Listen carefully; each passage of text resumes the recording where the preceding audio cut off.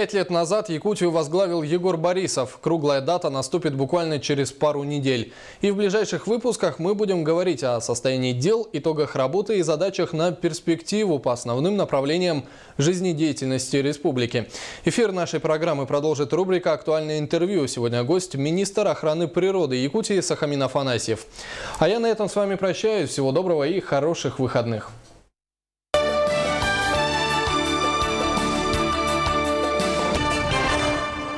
Сахамин Миланович, здравствуйте.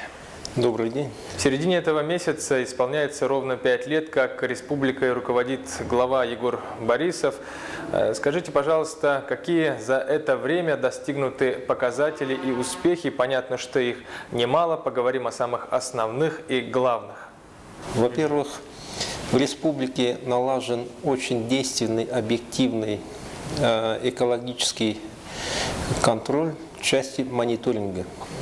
Мониторинга за состоянием окружающей среды всех компонентов. Атмосферный воздух, водные объекты, почва, леса, животный мир.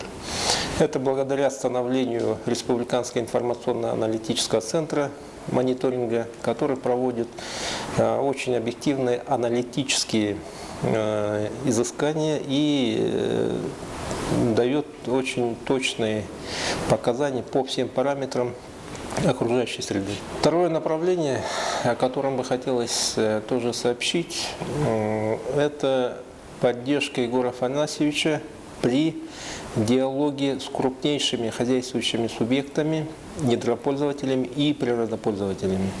Количество их увеличивается в Республике Саха-Якутия, приходят новые фирмы, новые компании, и они начинают осваивать природные ресурсы Республики Саха-Якутия. Новая компания, которая пришла на территорию Республики Саха-Якутия,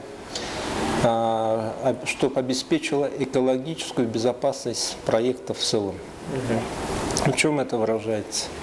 Выражается в конкретных действиях принятие комплексного плана природоохранных мер, выделение финансирования на эти мероприятия, и все это отражается при подписании соглашения с этой фирмой. Большая работа проводится по охране и расширению особо охраняемых природных территорий. Это гордость и богатейший ресурс Республики Саха-Якутия.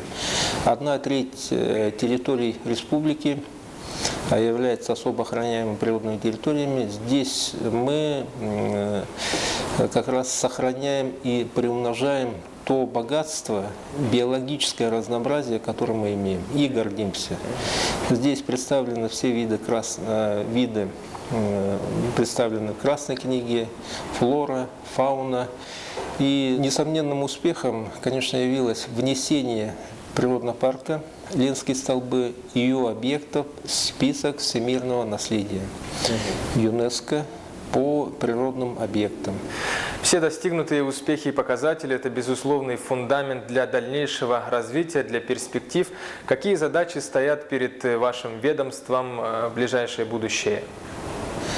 Основные планы, конечно, это обеспечить экологическую безопасность и баланс при развитии народного хозяйства. Я до этого говорил, к нам в республику приходят недропользователи, природопользователи, развиваются крупнейшие хозяйствующие субъекты. Они, несомненно, влияют на экономику республики. Это дополнительные доходы, рабочие места. При этом при освоении природных ресурсов идет негативное воздействие на окружающую среду. Это на водные объекты, атмосферный воздух. И наша задача экологов – найти этот баланс, не дать остановиться прогрессу и все-таки защитить окружающую среду. Перспективными направлениями мы считаем развитие сети особо охраняемых территорий. По арктической группе районов мы уже наладили целую систему территорий, куда вошли все арктические районы, и на этой территории у нас тоже сохраняется биоразнообразие нашей республики. Наша задача увеличить эту территорию до 1 миллиона квадратных километров. Сахамин Миланович, спасибо вам за беседу, удачи вам в работе. Спасибо большое. Всем успехов.